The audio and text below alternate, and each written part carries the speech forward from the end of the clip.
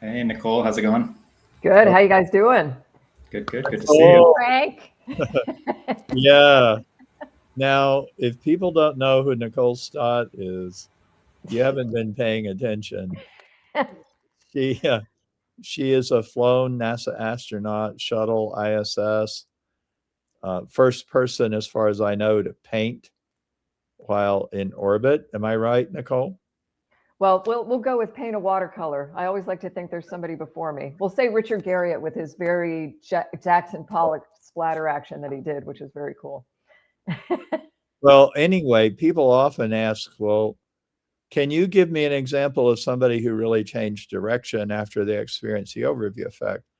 I don't know how much of a pivot it was, but I know since you've returned from your NASA days, you have devoted your life to art as a healing force. And can you tell us a little bit about what you're doing today and Space and Art Foundation, Space for Art Foundation? And then I want to talk about why you think it's important to send me to space. But first, what about you? What are you doing?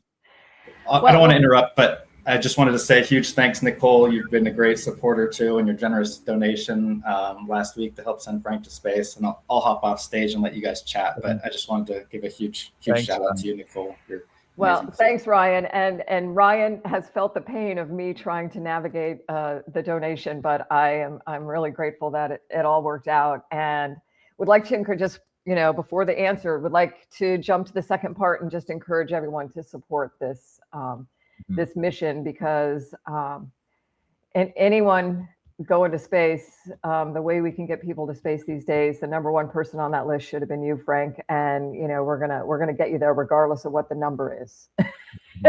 Well, while So- we're there, you've said that to me many times, and I've deeply appreciated it. And finally, after you said it enough times, I realized if I just keep listening to Nicole and depending on other people, I'm never going to get there. I better get off the couch and do something. Yeah. But why did you think it was important for me personally to have the experience? And why did you advocate it so strongly? Yeah, I struggle a little bit with it because it's just one of those things that just seems so obvious, right? Like, what the heck? Why hasn't this happened? I look at all of the community, anyone who's wanting to travel, that's not wanting the professional astronaut job, that is wanting to lift off this planet and travel to space. The underlying motivation in one way or another is associated with the overview effect, whether they even knew those two words. I mean, I didn't know those two words before I went to space. I am very pleased to have discovered them, and more importantly, you. But look at all the platforms that are sending people to space. Look at all the ones that are advocating for this democratization of space. I'm not quite sure I really know what that means, but I mean, who are looking to make this experience of who and where we all are in space together more accessible. And I think about that, every single one of them, those two words, overview effect, are the substance behind the platform and the mission of all of them. Very blatantly, Right. with or without acknowledgement of you. And I think that, my personal experience with overview effect, and with, again, more importantly, I think this establishing, a friendship and relationship with you that has allowed me to even better understand it, is this voice that you gave me, that you've given all of us, whether we've traveled off the planet or not, right? And I think in the end, that's going to be this, when we all reflect on it, that's going to be the huge, benefit of all this, is getting people to realize also that you don't have to lift off the planet and the motivation that what you do with it afterwards, right? What you do with that experience, or that appreciation of the awe and wonder that surrounds you. And I think there is no better way that we could best understand the the outcome of that experience than by sending you to space. Because I know that won't be the end of it, right? I look at what you've done over the years. I was just listening to the conversation you were having prior to me, and I'm thinking, oh my gosh, you know, this idea of the return on inspiration, I like that too. But you know, very purposefully going into this with a purpose to expand on what that experience means even further than what you've already done in just the grandest way, and bringing it back to Earth in a very deliberate and purposeful, and I have to believe, you know, emotional and connective way that probably none of the rest of us can understand, you know, at that same level as you will through the gift you've given the rest of us. So that's a long, rambly way of saying send Frank to space. I hope it speaks to what is, you know, some of the obviousness of it. And I'm very see it, be it. I'm like seeing this happen for you, you know, have been through all the years. And I wish that, you know, I've always said it, you know, I wish that I could just write the check that could make it happen. You know, unfortunately, the retired civil servant doesn't have that, but I hopefully people are hearing this and understanding this, and certainly anyone who's been supported in some way before to fly suborbital or orbital is reaching out to, I hope, all of their supporters and their constituents to say, this is the man. You send this man, or you do not understand why any of the rest of us are wanting to do this. Right. Yeah. That's well said. And actually, as you were talking, I was thinking about it. I wish I had a check to write. I don't. And the thing is, the system is set up. The system to go to space right now is set up for two kinds of people. Really, really impressive, accomplished people like you. And I don't want to embarrass you, but you are. You got through the process that NASA holds up, and people who can get through that process and have the qualifications to be a NASA astronaut, and then people of wealth, or if not wealth, I know people who mortgage their house. There are people who are not wealthy who are going to go on commercial flights. But in any event, in a way, this is better because we are involving so many people in my flight. And it is going beyond me in a way that it wouldn't if you just wrote me a check or I wrote the check. Yeah, what I've loved about your approach to the overview effect all along has been a really clear understanding that it's bigger than you.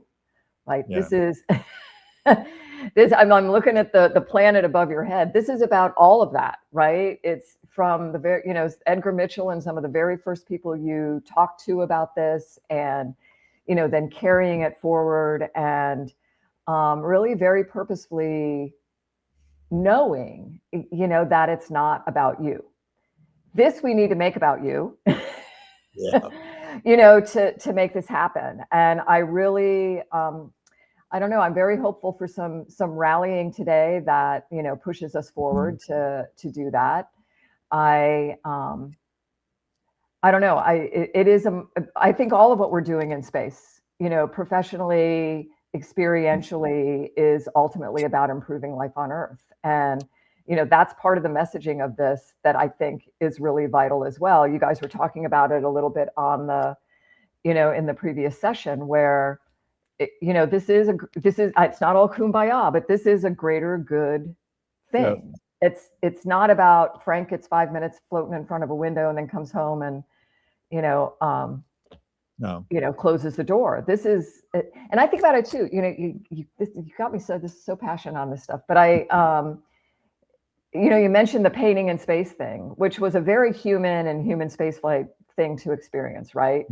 And it was a personal highlight for me. It certainly inspired. I look at that, the return on inspiration. I'm gonna use that line, you guys, for, you know, of what that did for me, like really kind of grounding me in this understanding that, wow, this experience I had as a professional doing this job in space and appreciating, you know, the voice that you gave me, I really will say that, of how to communicate it, is able to come out through artwork and is able to be even maybe more powerful by bringing those two things together, right? The space experience and the art in a way that I can engage with, Maria is, I think she was going to join the call today if she could, with Space for Art Foundation, the stuff we're doing through Space for a Better World, these things that are allowing us to engage with a much wider community through art and space.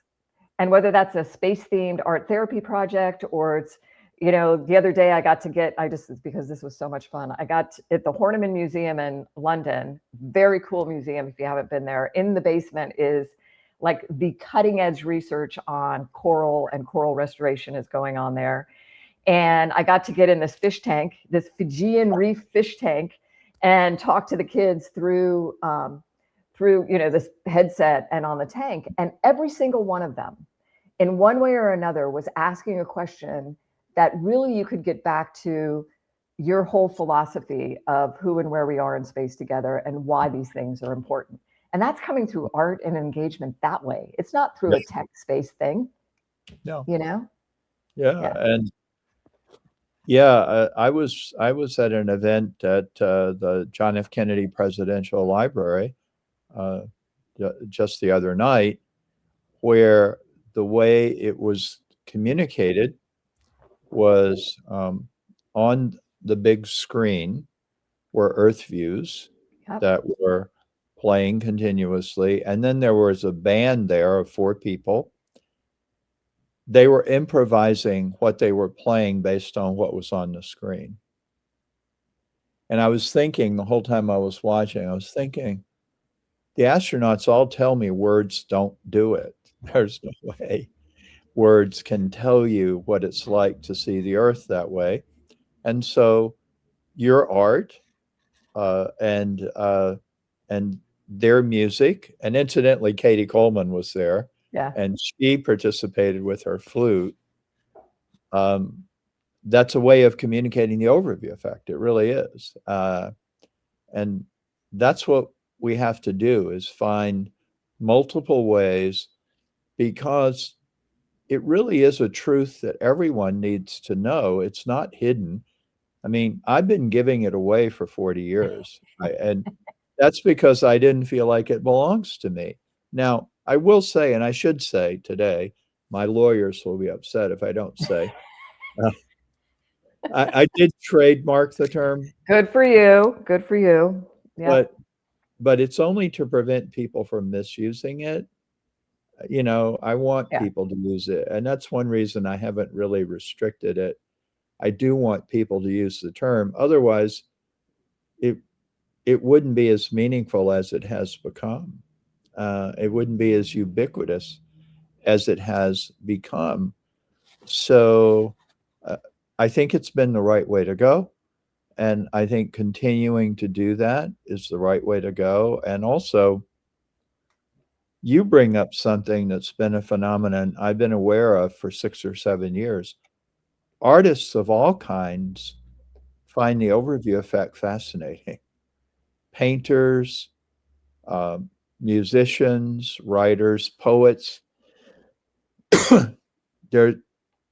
I had to give a talk at the International Astronautical Congress on the overview effect in the arts.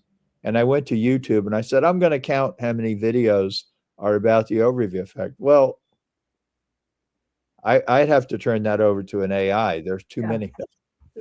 There's so many people who are making videos. And of course, doing virtual reality. You've done the Infinite, right? Yes, absolutely. Well, could you talk about the Infinite? Because that's a VR experience that really brings the overview effect down to earth. Yeah, I think it's this whole conversation about the arts, and it's what I like to think about, how people use their whole brains instead of just really passionate about that, encouraging our kids, especially adults too, to use their whole brain and the way they consider themselves and their impact on life and stuff. But you know, this is a big deal. I mean, the infinite was probably the first time that I really walked out of something and felt like, oh my gosh, it kind of summed up the whole experience. You know, it was inside the space station, you know, with people and equipment and stuff. But the fact that it allowed you to kind of transcend that hull, if you will, you know, float out in a way that gave you this really stunning connection to Earth, like a reality check of where you were, right? It wasn't you. I don't know about other people, but I kind of forgot that I was standing on a floor inside of this warehouse, right? I really allowed myself to think about this experience that I was having. And I think it goes to, you know, what you were saying about being on the airplane, you know, opening yourself up to it, which I think is a big deal. This open your heart and mind to, you know, the awesomeness that surrounds us. And I think it's one of those things that allows us to, I'll use the word transcend again, transcend where we are and really consider the bigger idea of where we are. And, you know, you mentioned that music that was playing for you at the Kennedy Center and this improvisation to the imagery that was behind you. And it makes me think about my friend, Amanda Lee Falkenberg. I think you've met her, and she has this symphony called the Moon Symphony, right? And it is, I mean, here's host planets, right? Here's the moons. I really feel like that's what historically we're going to be looking at when it comes to the impact of this music. And it's this journey, right, through 6 moons of our solar system, looking at the kind of what we understand the nature of them to be and stuff. And then the 7th movement is called Earth Moon. And I'm getting goosebumps. It is this whole reflection on what you've given to us, Frank. It's like brings us back to Earth in this very human, connective way. It's totally overview effect. And people love it. And Amanda has done such an amazing job through the choral piece of it and stuff too, translating your philosophy in just another way, right? And bringing that to life for people. And if you're in Scranton this weekend, there's going to be a choral version of that. But I mean, I want people to know about this stuff because ultimately it's coming back to what this voice that you've given us.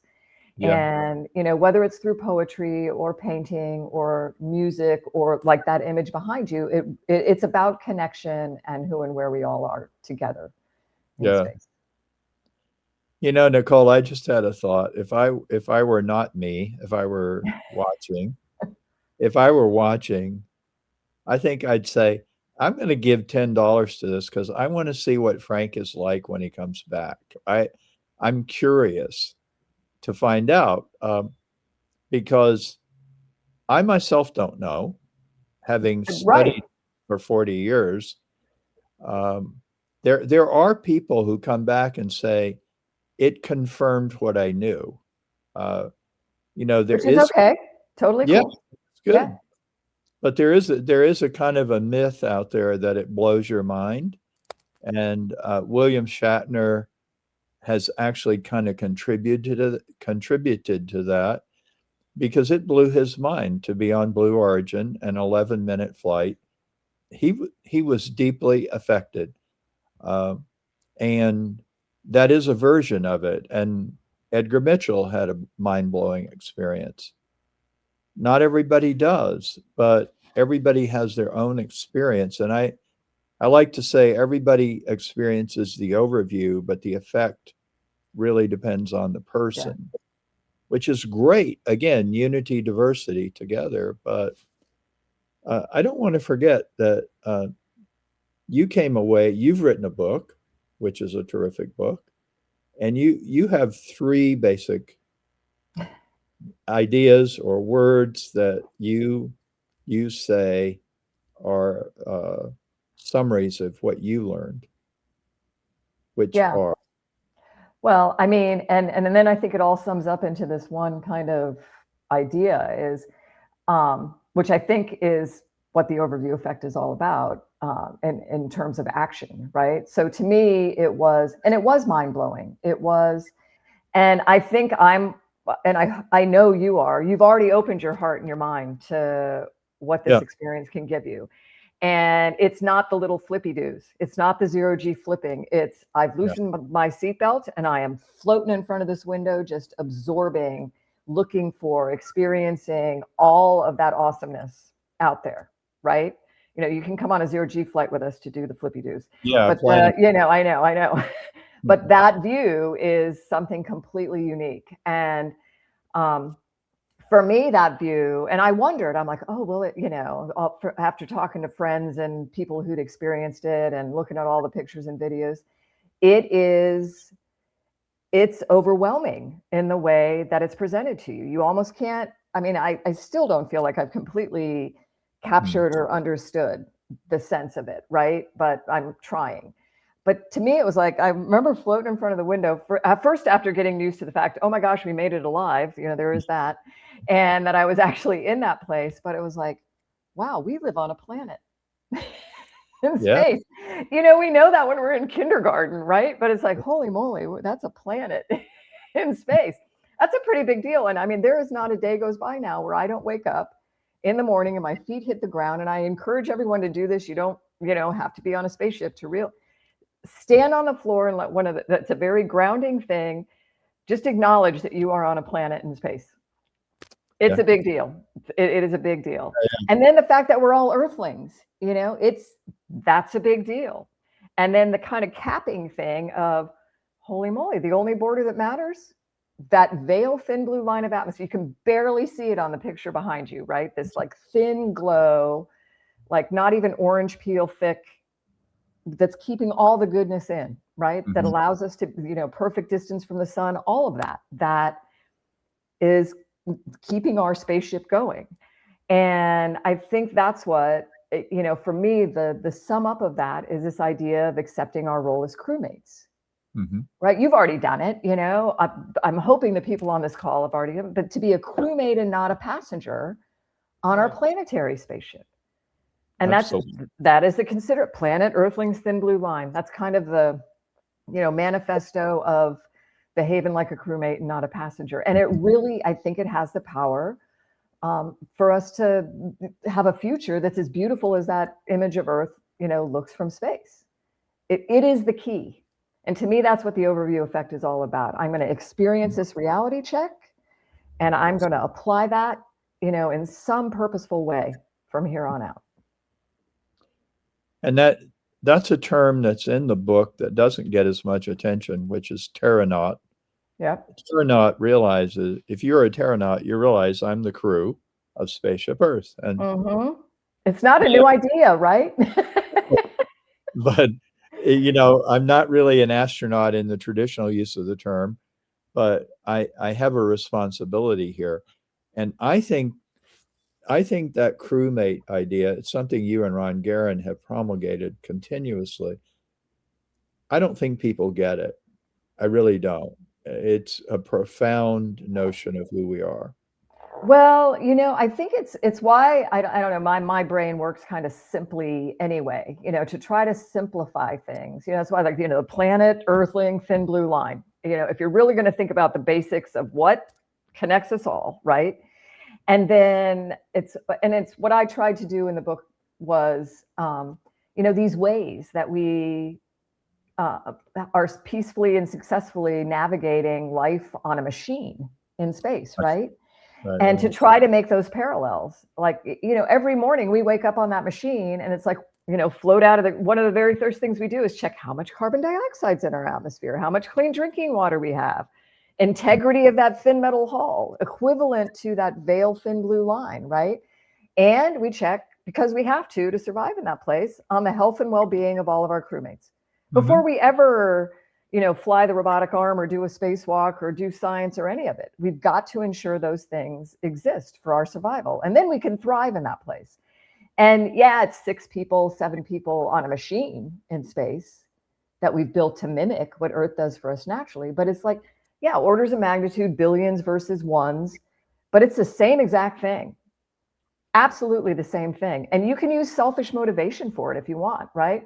I would like to survive. I'd like my kids to survive. I'd like my grandchildren to survive in a place that's, you know, nice to live in. all right, so these are the basic things you have to sustain, because Earth doesn't care about us, honestly. Right. It's survived worse than us several times before. Yeah. So it's up to us. That's very important to realize. Jeff Bezos often, when he gives a talk, he does say, I experienced the overview effect. Yeah. And people say, I don't think he experienced the overview effect.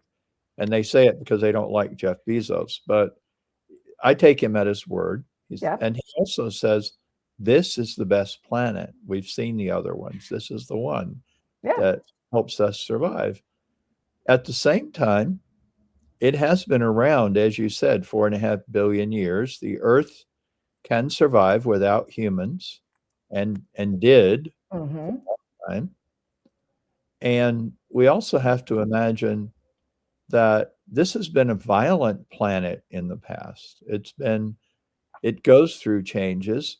And if we mess with it, which we're messing with it, we can trigger changes that are very detrimental to our survival here. Yeah. So we have to be careful and think about being crewmates. And I would just urge everybody, think about without leaving the planet, think about gravity. I'll give you a small example. I have a basement apartment. When I go down there, sometimes I'll think about, I'm going down the steps because of gravity. If I were off planet, I could float down. And instead of just pounding my way down and not really thinking about it, I imagine it. And the other day I was sitting where I am right now, and I noticed my breathing. And I thought, I'm at the bottom of an air ocean. I'm like a fish. You take a fish out of water, it's not going to live long. You take me out of this air ocean beyond the thin blue line, I won't survive long, nor will anybody else. Boy, we are so lucky to be here in just the right place at the right time. And our ancestors had to put up with a very different planet. The planet was going through changes, big changes. And the planet will change on its own, but the problem really right now is that we're changing it. And that's an issue that we have to really think about. And you can see that from orbit. You can see that. Oh, absolutely. I love to think about how, well, first of all, like to what you were talking about with Jeff Bezos and stuff. It's like, this wasn't a revelation for him,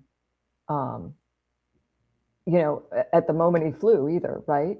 You look at his whole life and how it led to that point, right? Very purposeful. I'm going to form a company. I'm going to make enough money that I can do the space thing. I'm going to do very O'Neillian, whatever, kind of stuff. We want Earth to be the kind of sanctuary that it can lift, bad industrial stuff off the planet into a benign environment of space. That's a pretty good mission to be on.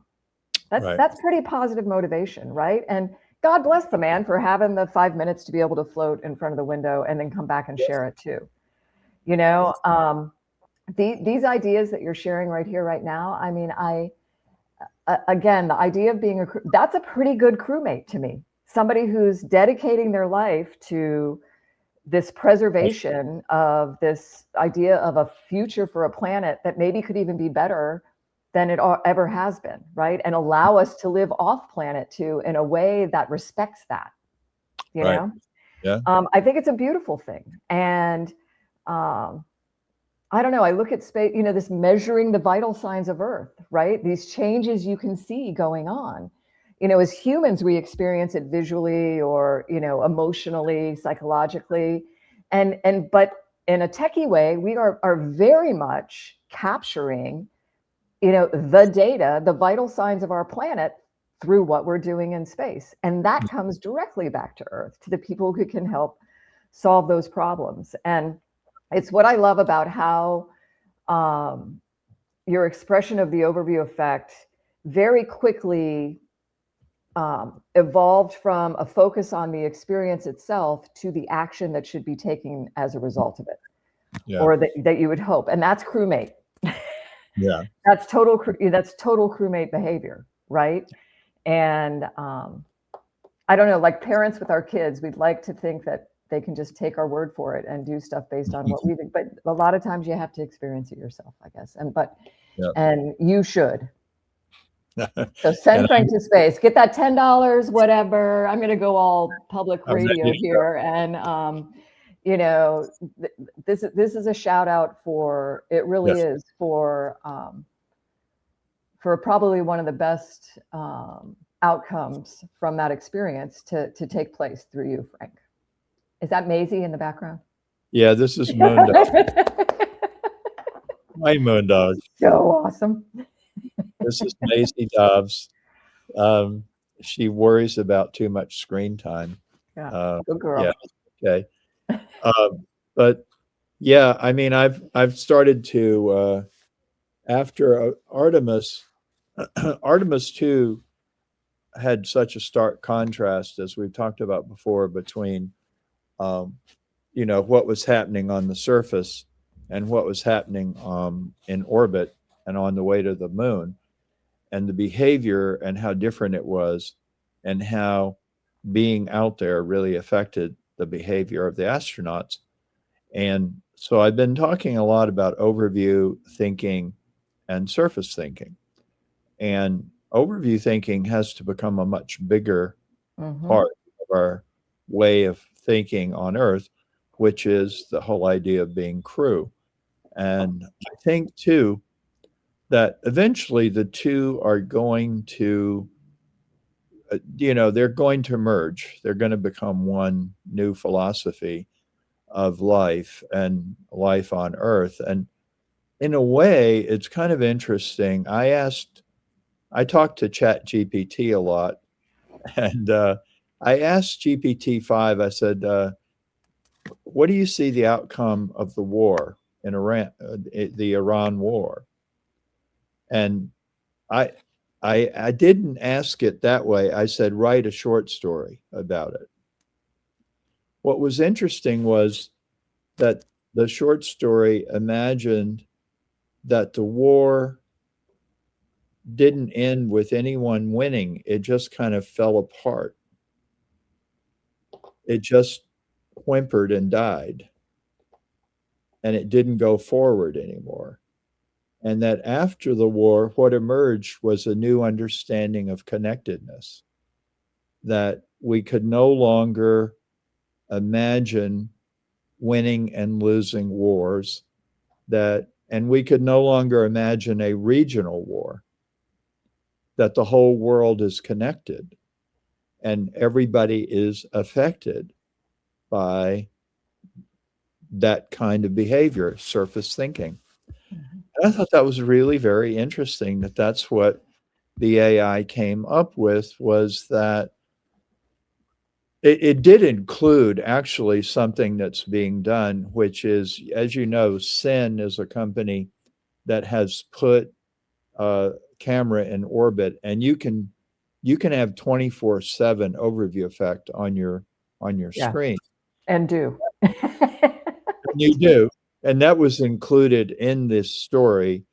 And so there was this synthesis of overview thinking and surface thinking, that through a process of understanding that you couldn't win a war anymore, and then through the process of being able to see and experience the overview effect all the time, a new awareness grew both on Earth and beyond. So I think ultimately that's our challenge right now. Yeah. We have to really choose which way we're going to go as a species. And the overview route is clearly the one that has the truth to it. And it's the one that will work. And it's the most human. So I'm very thankful for the way Artemis II played out, because it brought out the contrast between the two mindsets or worldviews. Yeah, I think it was so I know the word pleasant comes to mind for me, like from beginning to end. Whether it was the imagery we were experiencing or the commentary from the crew. Very obviously these are 4 people, and I'm sure their families that have, bonded in a way that's really positive, and it's going to carry forward in them and the Yes. stories they tell, the actions they take. I'm convinced of it, and I think that's typically what happens from all of us that experience that. Is we want to share it and for people to derive something good themselves out of it. And the crewmate thing just is the best. And this idea of contrasting that with passenger is, I think, really powerful, right? All that you just talked about is being whether it's going out and doing something at the local school or in your backyard, or politically, whatever, I hate to even say that word, whatever. It's like finding your place where you can apply all of your talents and realize that you can do something good for not just you, but everyone around you. And I include Maisie and my dog sitting on the ground here. I mean, this is about life on Earth being, good for all life on Earth. Right. And I think there's no better expression of that than what we're doing in space, and what we just all hopefully felt like we experienced through the Artemis II crew as well.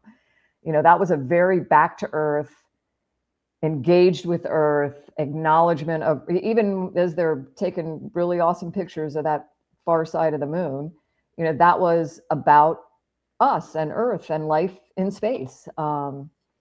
So I'm very grateful for that, and I'm looking forward to what will come of it too, right? To some of these things that, the people that you have been working with throughout your entire career have imagined for humanity.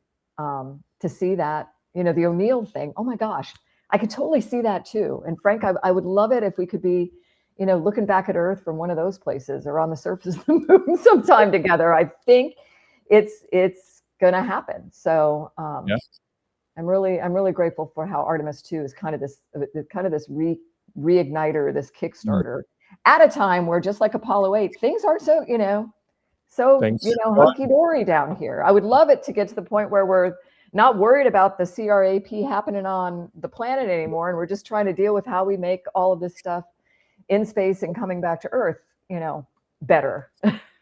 Well, a couple of things. You mentioned O'Neill, and actually there's a rediscovery of Gerard K. O'Neill going on today, and that's a wonderful thing, because he had a vision in the 70s and 80s and even in the 60s that large-scale expansion of human civilization into the solar system would be good for the Earth. It wouldn't be abandoning the Earth. Right. The Earth could really become an ecological paradise again. Here comes MoonDAO. That's exactly what we need. It's a good thing. Yeah. You can keep talking right through her. I will. So anyway, O'Neill had this idea, and he created, the Space Studies Institute to forward this idea. And many people don't realize that his vision was as much an environmental issue, absolutely, vision, as a space vision. And I have said before, no O'Neill, no overview effect, because when I was on the airplane looking out the window, I was thinking about living in an O'Neill community, which he imagined would be built out of asteroidal material or something like that.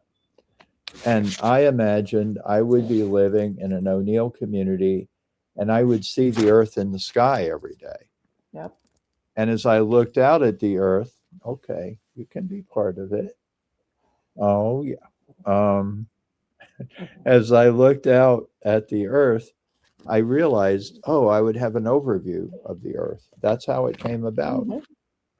It was very much his thinking and his work. And I think, Nicole, it goes back to something you've emphasized. Jerry O'Neill didn't get the credit he deserved when he was alive. He hasn't gotten the credit he deserves since he died. He died early of leukemia, but now people are rediscovering him. Mm-hmm. And they're saying, oh, wow, he laid out the whole thing. It's all here. It's there. Yeah.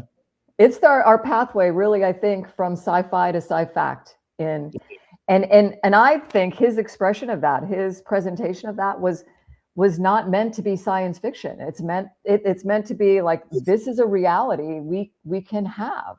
And again, you know, back to like Jeff and Blue Origin, for the benefit of Earth. If you go back and look at that historically, it's all based on O'Neill in some way. And then the art that's been generated, you know, Robert McCall and some of the art that's been done to try to express and share what O'Neillian habitats could be and how that could, you know, both in space and how that would result in benefit on Earth it's astounding. I'm glad. And I think a lot of, if there's rediscovery of O'Neill, it's kind of flipping around now, isn't it? You know, you had this inspiration from the amazing work he did, and now it's getting flipped to where people are perhaps for the first time really appreciating the incredible thought and foresight that was part of his, you know, his plan. And it's a good thing. And I look at it like, it's not like it's, you said, it's not just about space, right? It's always connected back to Earth. And there's other things that, in parallel with thinking about O'Neill, because I think it went right along, you know, I think about like space-based solar power. Right now, if, you know, I heard the other day that, you know, this war, whether we should or shouldn't be engaged in it or not, I'm not going to have that argument here, but roughly $2 billion a day for the logistics of that, right? You know, I don't know how many days it's been going now, but I'm pretty sure that if you just proactively committed that chunk of money to solving the world's energy problem, okay, we're going to do space-based solar power right now. We could do it for probably half of what that was or is. And, you know, or if we look at things like a World Cup soccer tournament that costs $200 billion, there's the solution to our energy problem, the funding for it right there, plus more. All by taking advantage of what we can do from space to benefit life on Earth. Just got to decide to do it. And that goes back to this fundamental choice we're facing right now. Overview thinking and surface thinking, whatever your worldview is or your mindset, it leads to decisions. That's why space philosophy is important. It's not esoteric philosophy. It's your approach to life on Earth and beyond, and what you think is most valuable. And we have a lot of resources, and you know, a lot of people have this question: why do you want to spend so much money on space when we have problems on Earth? And I know that drives some of us crazy, but namaste. But I say just what you did. I say, why don't you ask the National Basketball Association that? Or, you know, why don't you ask the PGA? Why are we spending so much money on sports when we have so many problems in the world? We don't do that. And I like sports. I enjoy sports. But my point is, for some reason, that mantra has gotten embedded in our thought processes. And it's not okay.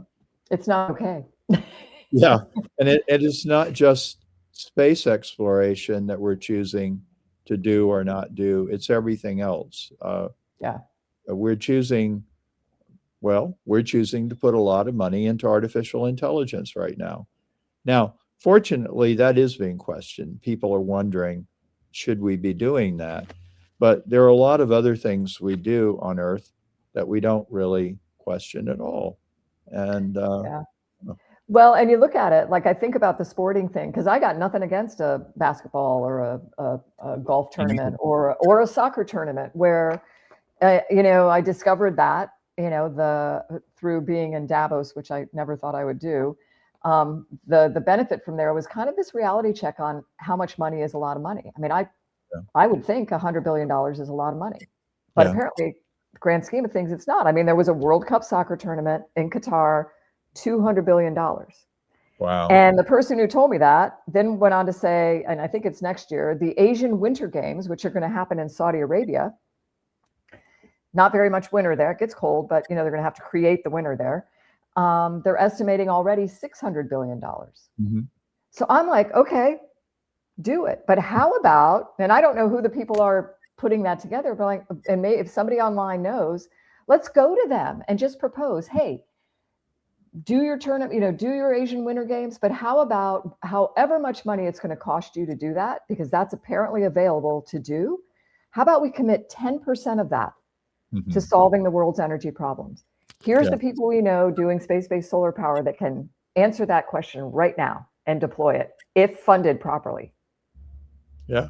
Why is that so difficult to imagine? Yeah. You get both, and then, then we're not worrying about why are we, trying to rage a war about fossil fuels. Don't need to. Yeah. And it seems, I mean, really, it just seems so obvious. I'm like, what the heck? Apparently that's not a lot of money. Let's just do it. Well, it comes back. It keeps coming back to being a crew member and realizing you have a choice. And at a recent, I was at Yuri's night in LA, and Ron Guerin said, democracy is not a spectator sport. Being a crew member or being on Earth, the Spaceship Earth, is not a spectator sport. There's no deck chair. You are a crew member, whether you like it or not. And whether you're either a good one or not. Yeah. You're doing your job or you're not doing your job. Yeah. So what I see is I felt like with Artemis II, the overview effect started to go mainstream, because I do have a Google alert whenever the overview effect is written about in an article or something. I was inundated with articles from Forbes, and, all kinds of publications. Almost everyone who wrote about Artemis II used the term and explained the term.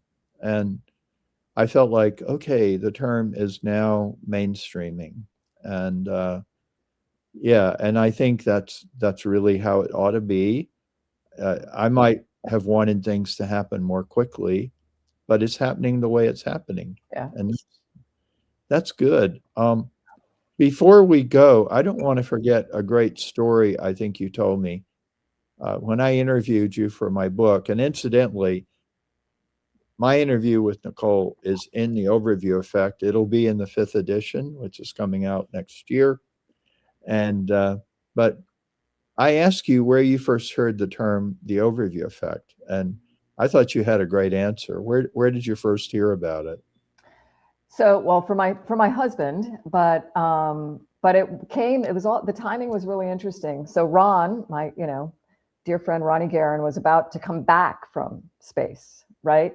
I had heard about the overview effect from my husband, who already knew you, and through ISU. And I was doing like one of these little crossword puzzle kinds of things, and it came up like 2 words to reflect blah blah blah, and I'm like, oh my gosh, I know this, put it in the thing. Yeah, and so I answered it, but then that led me when Ronnie was getting ready to come back from his space station mission, I wrote this whole little bloggy thing about how I think the overview effect works both ways, right? Where he's, here's this dear friend and his crew getting ready to come back. And I think it's about considering home, like, where is home? When are we looking back at home? How are we?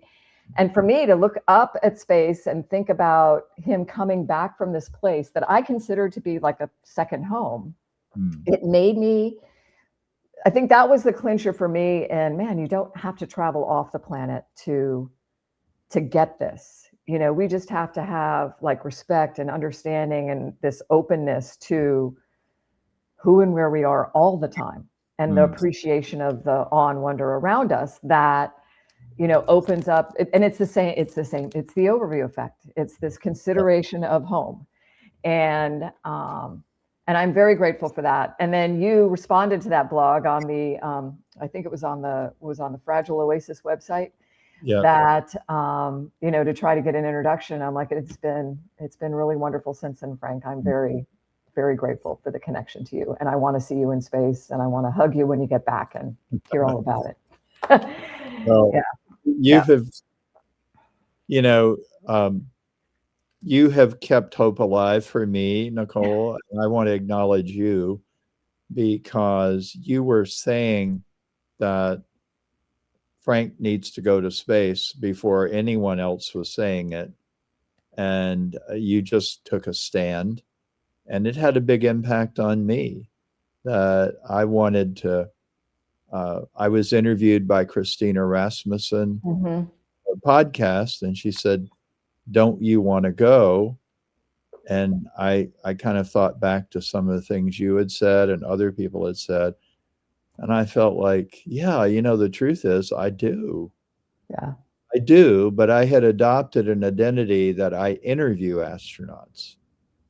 I'm not an astronaut. I interview astronauts. And between you and Christina, I started to shake loose from that and say, well, no, that's not enough. That's not who I am. And I really do think since I launched this effort with MoonDAO, well, MoonDAO launched it, and I've been participating in it, I think my true self has come out, Yeah. This is what I want to do. And and we want you to do it. I am very Yes. grateful to MoonDAO for stepping up. It's, I think they got it right away and realized, oh my gosh, this should have been, I think they realized this should have been our first person that we sent to space, and now we're going to make it happen, and to try to do it in a way that could share it with somebody else too. Yeah. And I hate to do it, but I'm going to go do some judging with the Ramon Foundation with a bunch of kids in Israel Right. and their projects. And I am going to share some of this with them as we're having our conversations. But Frank, and to everybody out there, send Frank to space, send your $10, send your $10,000, send whatever you have. And let's really rally on this last day of the campaign, and virtual hugs to you and Maisie. We'll hug. All right. Okay. Love Thanks you guys. Much, Nicole. All Love you too. All right. See ya. All right. Bye. Thanks so much, Ryan. Nicole. All right. Thank Bye. you. All right. Bye-bye.